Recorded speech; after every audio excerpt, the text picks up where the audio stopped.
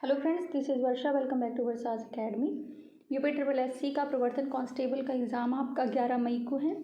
तो उसके हमने कहा था आपसे कि 10 प्रैक्टिस सेट करा देंगे। तो आज आपका 9 नंबर है एंड आज ही आपको 10th नंबर का भी जो प्रैक्टिस सेट है वो शाम को मिल जाएगा, जिससे आप अपना जो रिवीजन है वो 10 तारीख को अच्छे से कर पाएँ। ठीक है, तो 10 तारीख को आपकी कोई भी क्लास नहीं आएगी। आप पिछला जितना भी है उनको क्लासेस को देख कर दोबारा से रिपीट करके जो अपना रिवीजन है वो कर लीजिएगा। एंड आपको याद रखना होगा कि आपको 15 क्वेश्चंस में से 17 क्वेश्चंस कंप्यूटर के ही ठीक करने हैं। तो ज़्यादा करने के चक्कर में आप नेगेटिव मार्किंग मत करिएगा, नेगेटिव मार्किंग इसमें भी एप्लीकेबल होगी। ठीक है, तो याद रखिएगा 17 क्वेश्चंस जब आपके सही होंगे तभी आपका जो 100 नंबर वाला पार्ट है वो चेक होगा। तो आगे बढ़ते हैं। देखिए, प्रैक्टिस सेट 9 है। पहला क्वेश्चन क्या है कि उत्तर प्रदेश परिवहन निगम का गठन किया गया था। तो इसका जो गठन है वो 1 जून 1972 को किया गया था। उत्तर प्रदेश में नागरिक उड्डयन प्रशिक्षण केंद्र कहाँ स्थित है? तो ये स्थित है प्रयागराज में। उत्तर प्रदेश में एक्सप्रेस बस सेवाओं का संचालन कब प्रारंभ हुआ है? तो ये 1993 में बस सेवाओं का संचालन शुरू हुआ है। नगरीय बस सेवाओं का संचालन उत्तर प्रदेश के कितने नगरों में किया जाता है? तो इसका जो संचालन है वो 12 नगरों में नगरीय बस सेवा का संचालन किया जाता है और ये 1992 से किया जा रहा है। ठीक है, ये भी। पूर्वांचल एक्सप्रेस वे की बात करते हैं। क्वेश्चन नंबर 5 देखिए, पूर्वांचल एक्सप्रेस वे उत्तर प्रदेश के कितने जिलों से गुजरता है? तो ये आपका 9 जिलों से गुजरता है। कौन कौन से हैं? लखनऊ, बाराबंकी, अमेठी, सुल्तानपुर, अयोध्या, अम्बेडकर नगर, आजमगढ़, मऊ और गाजीपुर। ठीक है, 6th देखते हैं, यमुना एक्सप्रेस वे का उद्घाटन कब हुआ है? तो ये 9 अगस्त 2012 को यमुना एक्सप्रेस वे का उद्घाटन हुआ है। नेक्स्ट है 7th, गंगा एक्सप्रेस वे की आधारशिला कब रखी गई है? तो ये आपका रिसेंटली बन रहा है, इसमें 18 दिसंबर 2021 में रखी है। किसने रखी थी? नरेंद्र मोदी जी ने। ओके, 8th देखते हैं, नेशनल हाईवे 44 उत्तर प्रदेश के किस जिले से होकर नहीं गुजरता है? तो ये वाराणसी से होकर नहीं गुजरता है। ये प्रदेश के 4 जिलों से होकर गुजरता है। कौन कौन से हैं? मथुरा, आगरा, झांसी एवं ललितपुर। ओके, और इसकी प्रदेश में जो लंबाई है वो 269.10 किलोमीटर है, याद रखिएगा। 9th नंबर है, नेशनल हाईवे 219 की लंबाई उत्तर प्रदेश में कितनी है? तो इसकी जो लंबाई है वो 5 किलोमीटर है। ठीक है, नेशनल हाईवे 219 की जो लंबाई है वो 5 किलोमीटर है और इसकी कुल लंबाई की अगर बात की जाए तो 51.80 किलोमीटर है।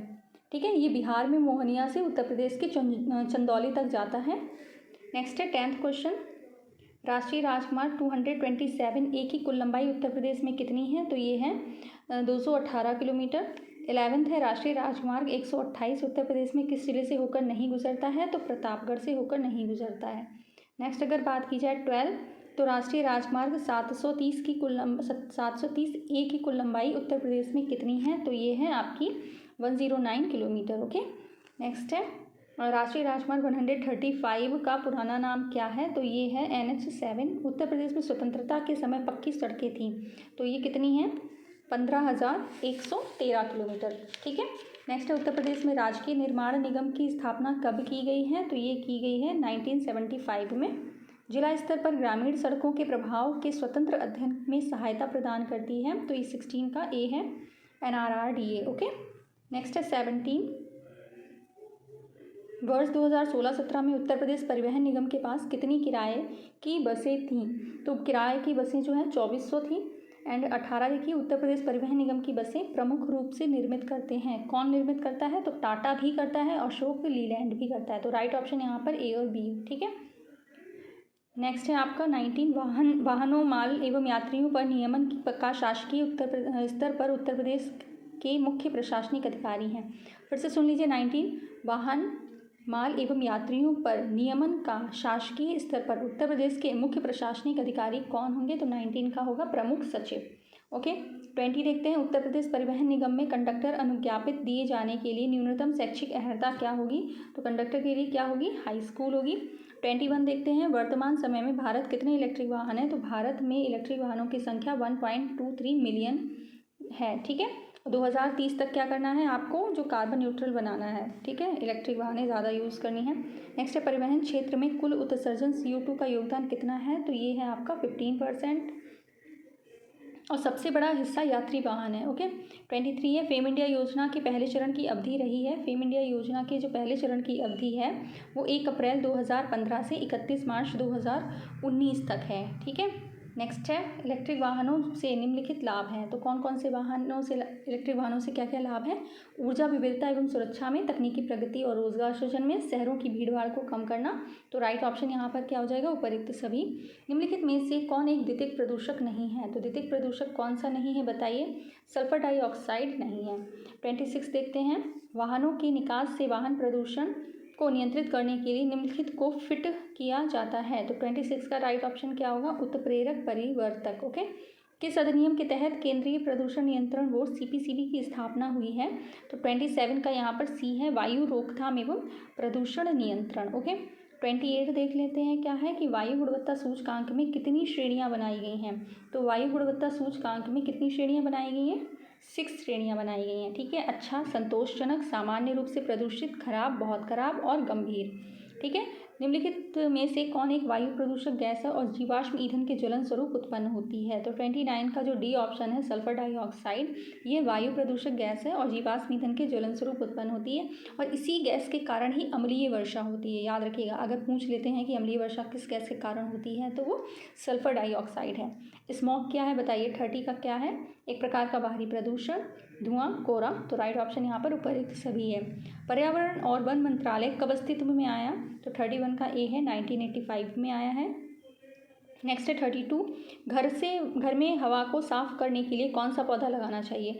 तो देखिए 32 की बात करें तो areca palm, golden pothos, money plant, के सारे पौधे जो हैं वो लगाने चाहिए। 32 का यहाँ पर क्या हो जाएगा? सारे पौधे सभी।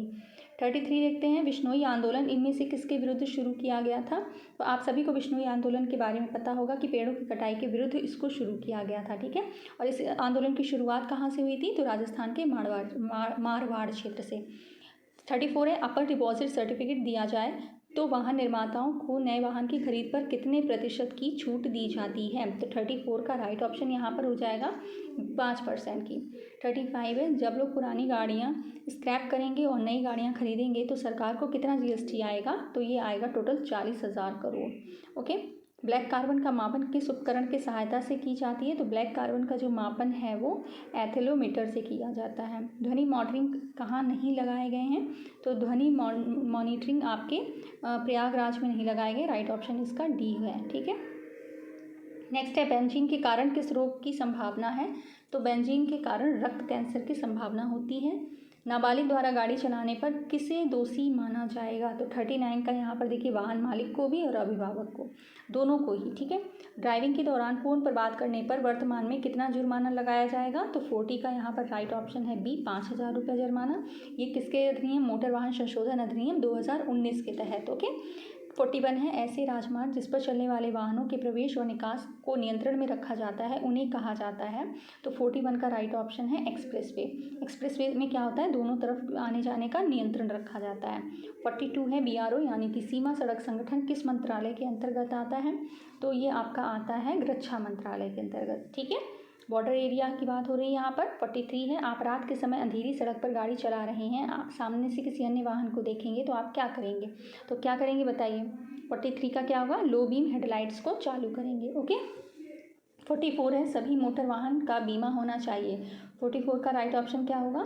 थर्ड पार्टी बीमा से। ओके। थर्ड डी है इसका, थर्ड पार्टी बीमा से। नेक्स्ट है आपका 45, अस्पताल के सामने पार्किंग करने के लिए, तो 45 का यहाँ पर देखिए, किसी को भी अनुमति नहीं है।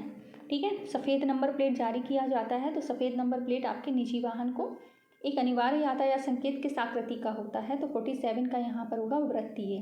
जब ट्रैफिक लाइट पीली दिखाई दे तो क्या करना चाहिए? जब ट्रैफिक लाइट पीली दिखाई देती है तो आपको अपनी जो गाड़ी है धीमा करके उसे रोकने की तैयारी करनी चाहिए। ठीक है। तो यहाँ पर 48 का सी हो जाएगा। नेक्स्ट है आपका, वाहन का पंजीकरण रद्द करने के लिए आवेदन करना होगा। तो राइट ऑप्शन 49 का हो जाएगा बी, क्षेत्रीय परिवहन कार्यालय में। चौराहे पर रुकते समय किस ट्रैफिक लाइट का ध्यान रखना चाहिए? तो 50 का आपका हो जाएगा सी, केवल अपने सामने की ट्रैफिक लाइट का।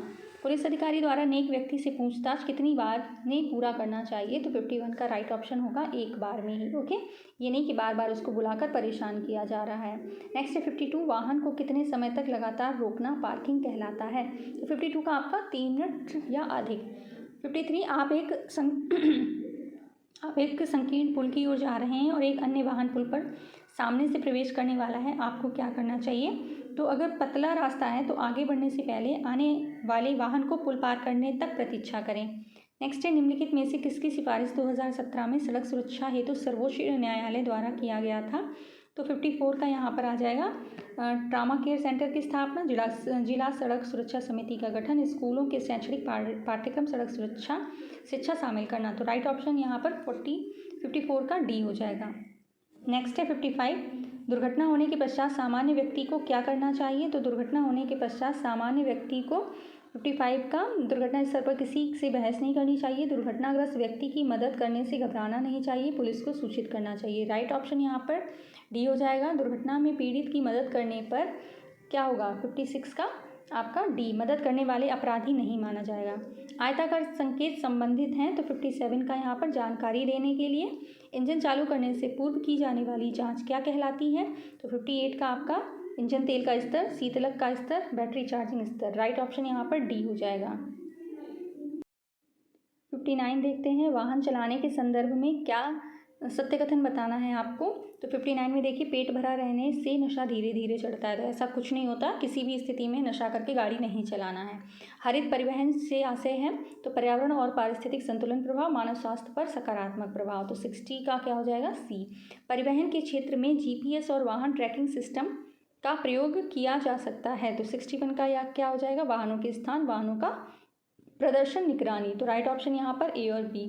नेक्स्ट है, परिवहन विभाग ने अपने नवीनतम संस्करण सारथी 4.0 को किस अवधि के बीच अपने कार्यालयों में कार्यान्वित किया है? तो 62 का आपका क्या हो जाएगा? डी, अक्टूबर 2016 से मई 2018 के मध्य। बीएस सीरीज नंबर प्लेट के पंजीकरण के लिए कौन से दस्तावेज की आवश्यकता होगी? तो 63 में देखिए, आधिकारिक पहचान पत्र और वर्किंग सर्टिफिकेट फॉर्म 60 आपके पास होना चाहिए। बीएस सीरीज नंबर प्लेट का रजिस्ट्रेशन किस गाड़ियों के लिए होता है? तो ये आपका पुरानी गाड़ियों के लिए भी हो जाता है और नई गाड़ियों के लिए भी हो जाता है। तो 64 का राइट ऑप्शन सी हो जाएगा। 65, एचएसआरपी नंबर प्लेट किस धातु से बनी होती है? तो ये आपकी एल्यूमिनियम की बनी होती है, याद रखिएगा। ठीक है। नेक्स्ट है आपका, उत्तर प्रदेश सरकार द्वारा वाहन मालिकों को एचएसआरपी नंबर प्लेट प्राप्त करने के लिए कौन सा पोर्टल जारी किया गया है? तो ये bookmyhsrp.com। भारत में किस वर्ष भारत चरण 3 मानदंड लागू किया गया था? तो 67 का राइट ऑप्शन हो जाएगा 2010। वाहन पीयूसी प्रमाण पत्र में निम्नलिखित में से किसकी जानकारी होती है? तो 68 का यहाँ पर देखिए क्वेश्चन याद रखिएगा, वाहन पीयूसी प्रमाण पत्र में किसकी जानकारी होती है? तो 68 का राइट ऑप्शन हो जाएगा यहाँ पर उपर्युक्त सभी, यानी कि आपका वाहन पंजीकरण संख्या भी होगी, उसमें पीयूसी प्रमाण पत्र का क्रमांक भी होगा और उत्सर्जन परीक्षण की तिथि भी होगी। ओके। नेक्स्ट है 69, भारत सरकार किस नियम के तहत पीयूसी प्रमाण पत्र अनिवार्य किया गया है? तो 69 का राइट ऑप्शन है मोटर वाहन अधिनियम 1989 के तहत। 70 देखते हैं, उल्टा लाल रंग के त्रिकोण से संकेत मिलता है, तो ये मिलता है मार्ग देने का। सड़कों पर होने वाली दुर्घटनाओं का प्रमुख कारण क्या है? अनुचित या अत्यधिक गति, शराब पीकर वाहन चलाना, यातायात का कमजोर नियमन और प्रवर्तन। राइट ऑप्शन यहाँ पर हो जाएगा उपर्युक्त सभी। अनुकूलित वाहन का अर्थ क्या है? अनुकूलित वाहन का अर्थ है विशेष रूप से डिजाइन व निर्मित वाहन और शारीरिक दोष या विकलांगता से पीड़ित व्यक्ति के उपयोग के लिए। तो 72 का राइट ऑप्शन यहाँ पर ए और बी होगा। सड़क हादसे में सिर पर चोट लगने से व्यक्ति यदि बेहोश हो जाए तो क्या करेंगे? तो सबसे पहले बाएं करवट में उसको लिटाएंगे। ओके। अब देखिए यातायात संकेत से क्या तात्पर्य है? तो 74 का यहाँ पर है नो ओवरटेकिंग। ठीक है, क्या है? No overtaking. नेक्स्ट है 75, इस सड़क चिन्ह का क्या अर्थ है? तो 75 की अगर बात की जाए तो यहाँ पे लिखा है ना गिव वे। गिव वे का मतलब क्या हो जाता है? रास्ता दें। ओके। अब इसका मतलब क्या है कि आगे संकरा पुल है। ठीक है। गुड सैमरिटन का क्या अर्थ है? सभी को पता है, नेक व्यक्ति, है ना, बहुत बार पढ़ चुके हैं। तो 9th वाला आपका मॉक टेस्ट हो रहा है। तो गुड सैमरिटन का क्या अर्थ है? 77 में यहाँ पर वह व्यक्ति जो दुर्घटना के समय पीड़ित व्यक्ति को चिकित्सा सहायता प्रदान करता है। यातायात चिन्हों का प्रयोग किस लिए किया जाता है? तो 78 का यहाँ पर है व्यक्ति को क्या करना है और क्या नहीं करना है इसके लिए ये चिन्ह दर्शाता है। 79 वाला चिन्ह आप देख रहे होंगे, तो ये क्या दर्शाता है बताइए? कि ओवरटेक कर सकते हैं। अब ये 80 पर भी एक चिन्ह बना हुआ है, ये क्या दर्शाता है? तो ये दर्शाता है कि आप यहाँ पर गाड़ी खड़ी करना जो है वो मना है। किनारे पर बनी पीली लाइन ये संकेत देती है कि यहाँ पर वाहन पार्क या खड़ा नहीं किया जा सकता। ये आपके 80 क्वेश्चन हो गए। अब 20 क्वेश्चन आपके यूपी स्पेशल से होंगे। तो संयुक्त प्रांत का नाम उत्तर प्रदेश में बदलने के बाद इसमें प्रथम राज्यपाल कौन थे? तो ये थे सर होरमासजी फिरोज शाह मोदी। ठीक है, याद रखिएगा राज्यपाल कौन थे? श्री होरमासजी फिरोज शाह मोदी थे, सॉरी। ठीक है, और उत्तर पश्चिम प्रांत 1836 में था। उत्तर पश्चिम आगरा एवं अवध प्रांत इसका नाम रखा गया 1877 में। फिर इसका नाम संयुक्त प्रांत आगरा एवं अवध रखा गया 1902 से। फिर संयुक्त प्रांत यूनाइटेड प्रोविंस रखा गया 1937 में। उत्तर प्रदेश कब रखा गया? 24 जनवरी 1950 से। ठीक है, तो आप इस तरह से समझ सकते हैं कि इसके नाम में परिवर्तन कैसे कैसे हुए हैं। 82 देख लेते हैं। वर्ष 2011 की जनगणना के अनुसार उत्तर प्रदेश में साक्षरता दर 2001 से 2011 तक की वृद्धि की अगर बात की जाए तो 11.34। ये क्वेश्चंस आपको हमने कल जो मॉक टेस्ट 8 हुआ था उसमें आपको कराया था। ठीक है, नेक्स्ट है आपका जनगणना 2011 के अनुमानों के अनुसार भारत में निम्न में से कौन सा सर्वाधिक जनसंख्या वाला राज्य है? तो 83 का यहाँ पर आ जाता है डी, उत्तर प्रदेश। ज्ञानदीप शिक्षा योजना उत्तर प्रदेश में प्रारंभ की गई, तो 84 का यहाँ पर राइट ऑप्शन है, सितंबर 2002 में। इनमें से कौन सा उत्तर प्रदेश में एक जिला नहीं है? तो आप सभी को पता है सिंपल सा, देहरादून। ठीक है, देहरादून नहीं है। उत्तर प्रदेश पंडित दीनदयाल उपाध्याय पशु चिकित्सा विज्ञान विश्वविद्यालय एवं गौ अनुसंधान संस्थान 86 में आपका कहाँ है? मथुरा में। ओके, भारत में निम्नलिखित में से किन राज्यों में थारू जनजाति निवास करती है? तो ये आपके उत्तर प्रदेश और उत्तराखंड में। ठीक है, आप सभी को पता है कि जो उत्तराखंड है वो हमारे उत्तर प्रदेश से ही अलग होकर बना है। ठीक है, नेक्स्ट है आपका 88 भारतीय साहित्य में आरंभिक 20वीं शताब्दी में मुख्य हिंदुस्तानी लेखक धनपत राय को किस नाम से जाना जाता है? तो धनपत राय को जाना जाता है मुंशी प्रेमचंद्र के नाम से। सभी को इनकी जो कविताएं हैं वो भी बताई होंगी। ठीक है, नेक्स्ट है कविता कह रहे जो नाटक है, उपन्यास है। ठीक है, संगीत शिक्षा हेतु उत्तर प्रदेश में जो प्रथम संगीत महाविद्यालय स्थापित हुआ है तो 89 का भारत खंडे हिंदुस्तानी संगीत महाविद्यालय। ये 24 अक्टूबर 2000 को डीम्ड विश्वविद्यालय का दर्जा इसको दिया गया। 90 देखते हैं, निम्नलिखित में से किसे शेर बलिया के नाम से जाना जाता है? तो ये चित्तू पांडे जो हैं उनको जाना जाता है। ये एक स्वतंत्रता संग्राम सेनानी थे। ठीक है, उन्होंने 1942 में बलिया में भारत छोड़ो आंदोलन में महत्वपूर्ण भूमिका निभाई थी, याद रखिएगा। ठीक है, नेक्स्ट है 91, निम्नलिखित में से किस वर्ष वर्तमान उत्तर प्रदेश का प्रायः संपूर्ण क्षेत्र बंगाल प्रेसिडेंसी से अलग करके आगरा प्रेसिडेंसी के अधीन कर दिया गया? तो 91 का यहाँ पर है 1833 ईस्वी में। ओके, नेक्स्ट है 92, उत्तर प्रदेश में पूर्वांचल एक्सप्रेस मार्ग निम्नलिखित में किस नगर से नहीं गुजरता है? तो 92 का यहाँ पर है बी, बस्ती से नहीं गुजरता है। ओके, 93 देखते हैं, राष्ट्रीय चैम्बर ऑफ उद्योग एवं वाणिज्य उत्तर प्रदेश में कहाँ पर स्थित है? तो ये है आगरा में। ओके, राष्ट्रीय चैम्बर ऑफ उद्योग एवं वाणिज्य उत्तर प्रदेश के आगरा में स्थित है। इसकी स्थापना कब हुई है? 1949 ईस्वी में। ओके, 94 देखते हैं, उत्तर प्रदेश में सॉफ्टवेयर तथा बिजनेस प्रोसेस आउटसोर्सिंग उद्योग का सबसे बड़ा केंद्र कहाँ पर है? तो 94 का यहाँ पर है नोएडा में। ठीक है, 94 हो गया। 95 देखते हैं, रोजगार की दृष्टि से उत्तर प्रदेश में सबसे बड़ा उद्योग, रोजगार की दृष्टि से अगर बात की जाए तो कौन सा सबसे बड़ा उद्योग है? ये है आपका हथकरघा। ठीक है, ये सबसे बड़ा जो उद्योग है। कृषि के बाद, कृषि अगर मान ली जाए, कृषि अगर यहाँ पर होता तो सबसे पहले कृषि का हम लिखते। यहाँ पर नंबर 2 में अगर हम बात की जाए तो हथकरघा है, लेकिन यहाँ पर इन्होंने एक यही ऑप्शन पहले दिया तो इसको ही मानेंगे। 96 से उत्तर प्रदेश के किस शहर में नॉलेज पार्क की स्थापना की गई है? तो 96 में आपका देखिए ग्रेटर नोएडा में नॉलेज पार्क की स्थापना की गई है। ओके, संडीला में साइंस पार्क, इलाहाबाद में इको नॉलेज पार्क, कन्नौज में परफ्यूम पार्क, अमेठी में टीकर माफी में डिस्कवरी पार्क आदि उपस्थित हैं। ठीक है, याद रखिएगा, संडीला हरदोई में कौन सा है? साइंस पार्क है। ओके, दीनदयाल हस्तकला संकुल व्यापार सुविधा केंद्र कहाँ पर अवस्थित है? तो ये है वाराणसी में। ओके, इसका उद्घाटन नरेंद्र मोदी जी ने 22 सितंबर 2017 को इसे राष्ट्र को समर्पित किया था। नेक्स्ट है दक्षिण उत्तर प्रदेश का औरैया जिला प्रमुख रूप से का उत्पादक है। तो यहाँ पर क्या है? शुद्ध देसी घी। औरैया में क्या मिलता है? शुद्ध देसी घी मिलता है। और गुड़ का जो प्रमुख उत्पादक जिला है वो अयोध्या है। मुजफ्फरनगर तथा हींग का, मुजफ्फरनगर जो है वो हींग का वहाँ पर सबसे ज़्यादा उत्पादक मिलता है। ठीक है, सॉरी, गुड़ का प्रमुख उत्पादक अयोध्या और मुजफ्फरनगर है, और हींग का जो है वो हाथरस है। ठीक है, याद रखिएगा। उत्तर प्रदेश में मुख्य प्रकार की फसलें कौन कौन सी हैं? तो 99 में देखिए आपका जो रबी फसलें हैं, खरीफ हैं, जायद हैं, वो हर तरह की जो फसल है आपको यूपी में मिलने वाली है। नेक्स्ट है, भारत में उत्तर प्रदेश किस पैदावार का सबसे बड़ा उत्पादक है? तो अगर हम बात की जाए इन सारे ऑप्शंस को देखते हुए तो ये खाद्यान्न जो है राइट ऑप्शन है, याद रखिएगा। ओके सी, अब आपके 50 क्वेश्चन शुरू हो रहे हैं कंप्यूटर के। CMOS का पूरा नाम क्या है? तो इसका नाम है पृथक धातु ऑक्साइड सेमीकंडक्टर। राइट ऑप्शन यहाँ पर डी है, कॉम्प्लीमेंट्री मेटल ऑक्साइड सेमीकंडक्टर। ठीक है, याद रखिएगा, कॉम्प्लीमेंट्री मेटल ऑक्साइड सेमीकंडक्टर। 102, कंप्यूटरों के संदर्भ में सॉफ्टवेयर का क्या अर्थ है? तो सॉफ्टवेयर क्या होते हैं? कंप्यूटर प्रोग्राम होते हैं। मुफ्त प्रयोग किया जा सकने वाला कॉपीराइटेड सॉफ्टवेयर कौन सा है? तो ये आपका है फ्रीवेयर। ओके, फ्रीवेयर एक सॉफ्टवेयर है जो कि बिना मौद्रिक लागत पर उपयोग के लिए उपलब्ध है। फ्रीवेयर फ्री, याद रखिएगा, मुफ्त, ऐसे भी याद रख सकते हैं। 104 देखते हैं, प्रेजेंटेशन ग्राफिक सॉफ्टवेयर का एक उदाहरण नहीं है। तो ये आपका फॉक्स प्रो नहीं है। कंप्यूटर में जहाँ एसेसरीज जुड़ती है उसे क्या कहते हैं? तो उसे पोर्ट कहते हैं। कंप्यूटर मॉनिटर को किस नाम से जानते हैं? वीडियो के नाम से जानते हैं, यानी कि विजुअल डिस्प्ले यूनिट। शब्द, आवाज़, इमेजेस और ऐसे कार्यों को अनुदित करना जिसे लोग सिस्टम यूनिट प्रोसेस करने वाले प्रारूप में समझ सकते हैं के रूप में जाना जाता है। तो ये किस नाम से जानता है? Input devices.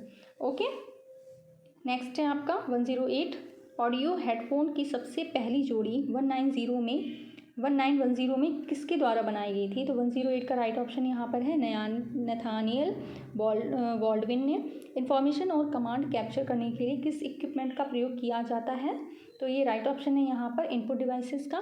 पीओपी एक ईमेल अध्ययन संबंधित प्रोटोकॉल है। पीओपी का पूर्ण रूप क्या है? तो पीओपी का पूर्ण रूप यानी कि full form post office protocol है। ठीक है, राइट ऑप्शन यहाँ पर क्या है? Sorry, post office protocol. ठीक है, इंटरनेट का मूल सामग्री को प्रकाशित करने की प्रक्रिया को कहा जाता है वेब प्रकाशन। ठीक है, वेब पब्लिशिंग। नेक्स्ट है आपका वेबसाइट का पृष्ठ जो विषय वस्तु की सारणी के रूप में कार्य करता है कहलाता है। तो ये राइट ऑप्शन इसका हो जाएगा आमुख पृष्ठ होम पेज। ठीक है, पोस्ट ऑफिस प्रोटोकॉल के लिए सामान्यतः कितने पोर्ट की आवश्यकता होती है? तो इसमें 110 की। ओके, ई कॉमर्स में निम्नलिखित संख्या में अवयवों की आवश्यकता होती है। 7 अवयव। कौन कौन से होते हैं वो भी सुन लीजिए। सप्लायर और आपूर्ति श्रृंखला प्रबंधन। नंबर 2 है गोदाम का संचालन। नंबर 3 है भेजना और रिटर्न। नंबर 4 है ग्राहक संबंध। नंबर 5 है ई कॉमर्स कैटलॉग और उत्पाद डिस्प्ले। नंबर 6 है विपणन और वफादारी कार्यक्रम। नंबर 7 है शोरूम और ऑफलाइन खरीदारी। ओके, इतना आप समझ गए। नेक्स्ट है RTGS का पूर्ण रूप बताना है। RTGS का पूर्ण रूप क्या होगा? Real time gross settlement. Right option B है। इंटरनेट पर फाइलों को एक नोड से दूसरे नोड में स्थानांतरित करने के लिए निम्नलिखित में से किस प्रोटोकॉल का उपयोग किया जाता है? तो ये FTP का मतलब ही हो जाता है फाइल ट्रांसफ़र प्रोटोकॉल। ठीक है, फाइल को ट्रांसफ़र करना। 117 एक वेब ब्राउज़र जो national centre for super computing application द्वारा डेवलप किया गया था। तो 117 का हो जाएगा मोज़ेक। ऑपरेटिंग सिस्टम एक प्रकार का है, क्या है? यहाँ पर सिस्टम सॉफ्टवेयर है। ऑपरेटिंग सिस्टम क्या होता है? सिस्टम सॉफ्टवेयर होता है। उबुंटू और मिंट और फेडोरा इनमें से किसके संस्करण हैं? तो उबुंटू ये सारे जो हैं आपके 119 का ए। ठीक है, ये लाइनक्स यूनिक्स जैसा एक प्रचालन तंत्र है। नेक्स्ट है 120, निम्न में से किसके स्थायी डेटा होता है और ट्रांजैक्शनों की प्रोसेसिंग के दौरान अपडेट हो जाता है? तो 120 का यहाँ पर है ऑपरेटिंग सिस्टम फाइल। उमंग ऐप कितने लैंग्वेज को सपोर्ट करता है? तो उमंग ऐप जो है वो आपके 10 लैंग्वेज को सपोर्ट करता है। सॉरी, 121 की अगर हम बात करें, उमंग ऐप की अगर बात करें तो ये आपके 13 लैंग्वेज को सपोर्ट करता है। कौन कौन से? इसमें अंग्रेजी, हिंदी, असमी, गुजराती, बंगाली, कन्नड़, उड़िया, पंजाबी, मलयालम, मराठी, तमिल, तेलुगु और उर्दू शामिल हैं। 122 ईमेल किसके द्वारा भेजी जाती है? तो ये आपकी इंटरनेट के द्वारा भेजी जाती है। 123 TFT का पूर्ण रूप क्या है? तो डिजिटल फाइनेंशियल टूल। ठीक है, राइट ऑप्शन इसका क्या होगा? डिजिटल फाइनेंशियल टूल है। POS क्या है? तो POS होता है पॉइंट ऑफ सेल। ठीक है, क्या है? Point of cell. 125 की बात करें तो बैंक करस्पॉन्डेंट कौन है? तो बैंक करस्पॉन्डेंट कौन होता है? तो ये होता है आपका एक एजेंट जो बैंकिंग सर्विस प्रदान करता है। ओके, तो 125 क्वेश्चंस आपके हो गए। 25 क्वेश्चंस और रह गए हैं। ई कॉमर्स के प्रारंभिक वर्षों के दौरान वित्त पोषण का प्राथमिक स्रोत है। 126 का यहाँ पर है ऊधम पूंजी निधि। कंप्यूटर सिक्योरिटी के 3 बुनियादी घटक कौन कौन से होते हैं? सबको पता है, गोपनीयता, इंटीग्रिटी और उपलब्धता। ओके, नेक्स्ट है आपका फ्यूचर स्किल पोर्टल किसके द्वारा लॉन्च किया गया है? तो ये आपका नासकॉम के द्वारा लॉन्च किया गया है। वह क्षेत्र जिसमें मशीन की मानवीय बुद्धिमत्ता का परीक्षण होता है, तो 129 का यहाँ पर आपका है बी। कॉग्निटिव विज्ञान 130 की बात करें तो निम्नलिखित में से कौन ऐसी परिकल्पनाएं उत्पन्न करता है जो मनुष्यों के लिए पढ़ना आसान हो? तो 130 का यहाँ पर है बी, ILP।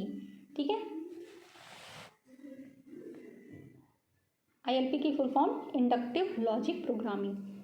AI के 5 बड़े विचार निम्नलिखित में से कौन से हैं? तो ये आपके धारणा, सामाजिक प्रभाव, मानव AI इंटरेक्शन, ये सभी हैं। तो ये यहाँ पर हमने 3 बोल दिए हैं।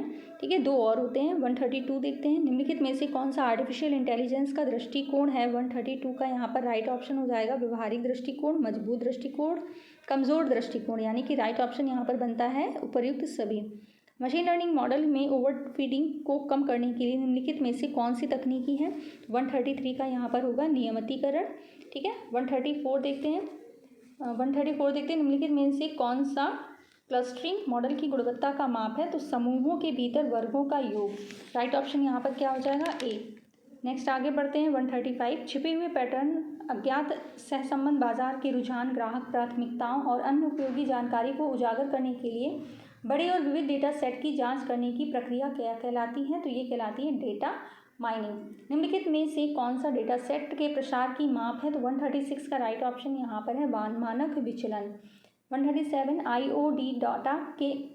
IoT डाटा में सभी डिवाइसेस को जोड़ने के लिए किस प्रोटोकॉल का उपयोग किया जाता है? तो 137 का यहाँ पर हो जाएगा नेटवर्क। ओके, नेक्स्ट है आपका वाईफाई एज हॉलो विशेष रूप से किसके लिए डिज़ाइन किया गया है? तो 138 की अगर हम बात की जाए तो राइट ऑप्शन है कम डेटा दर, controllers, long range ranger. Right option उपर्युक्त सभी है। माइक्रोसॉफ्ट वर्ड दस्तावेज के सभी अक्षरों को अपर केस के अक्षरों में बदलने के लिए निम्न में से किसका उपयोग किया जाता है? तो 139 का यहाँ पर हो जाएगा डी, कंट्रोल ए दबाएं और फॉन्ट मेनू में वेज केस दूरी से अपर केस जो है विकल्प चुनें। MS एक्सेल में एक वर्कबुक में कम से कम कितनी वर्कशीट होती हैं? तो 140 का यहाँ पर है एक ही होती है। ओके, 141 देखते हैं, निम्नलिखित में से किससे वर्कशीट के कॉलम में मौजूद केवल उन डेटा को देखा जाता है जो किसी विशेष मानदंड को पूरा करते हैं? 141 का यहाँ पर है फिल्टरिंग। पूर्व निर्धारित मानों के साथ स्वचालित रूप से फॉर्म आदि भरने वाली सुविधा को कहा जाता है? तो 142 का यहाँ पर हो जाएगा ऑटोफिल। एक ऐसा डिवाइस जो कंप्यूटर से कनेक्टेड होता है लेकिन कोर कंप्यूटर आर्किटेक्चर का भाग नहीं है। 143 का यहाँ पर हो जाएगा पेरीफेरल डिवाइसेस। क्या हो जाएगा? Peripheral devices. नेक्स्ट है आपका 144। तो देखिए, वह कंप्यूटर जो किसी नेटवर्क पर अन्य कंप्यूटरों को संसाधन प्रदान करता है उसे निम्न में से किस नाम से जाना जाता है? तो 144 का यहाँ पर हो जाएगा सर्वर। क्लाउड प्रबंधन सॉफ्टवेयर को समर्थन की आवश्यकता है, तो 145 का यहाँ पर क्या हो जाएगा? भौतिक मशीन और आभासी मशीन को। ठीक है, नेक्स्ट है आपका 146। निम्नलिखित में से कौन प्रोग्रामिंग भाषा प्रोलॉग का निःशुल्क कार्यान्वयन है? ठीक है, तो 146 का यहाँ पर राइट ऑप्शन है SWI प्रोलॉग। ओके, ये प्रोग्रामिंग भाषा प्रोलॉग का एक मुफ्त कार्यान्वयन है। 147 देखते हैं, साटा का संक्षिप्त रूप। तो सीरियल एडवांस्ड टेक्नोलॉजी अटैचमेंट। ठीक है, पहला ही इसका सही है। कंप्यूटर सहायित शल्य के सर्जिकल प्रक्रियाओं को और क्या कहा जाता है? तो 148 का आपका यहाँ पर बी हो जाएगा रोबोटीय शल्य प्रणाली। ठीक है, रोबोटिक सर्जिकल सिस्टम। CAS का पूर्ण रूप क्या है? 149 का कंडीशनल एक्सेस सिस्टम है। अब लास्ट क्वेश्चन है आपका FTP का फुल फॉर्म, यह भी जस्ट हम पहले बोल ही चुके हैं, फाइल ट्रांसफ़र प्रोटोकॉल। ठीक है, फुल फॉर्म से आपके 1-2 क्वेश्चंस आने ही आने हैं, एक्सटेंशन से आपके 1-2 क्वेश्चंस आने ही आने हैं। क्लाउड कंप्यूटिंग क्या होती है उसको अच्छे से समझ लीजिएगा। इनपुट आउटपुट से आपके कुछ क्वेश्चंस आएंगे, उसको अच्छे से समझ लीजिएगा। ये वो टॉपिक्स हैं जो हम आपको बता रहे हैं और जो बहुत ईजी वे में आप अच्छे से समझकर उनको कर सकते हैं। उससे मतलब आप अपना लगभग 17 क्वेश्चंस निकाल सकते हैं। ठीक है, MS वर्ड में कौन कौन से आपके होते हैं कीज़, कौन सी शॉर्टकट कीज़ से आपके 1-2 क्वेश्चंस आएंगे, तो इनको अच्छे से पढ़ लीजिएगा। ठीक है, बने रहिए ऐसे ही और अपडेट के साथ में। Thank you so much for watching.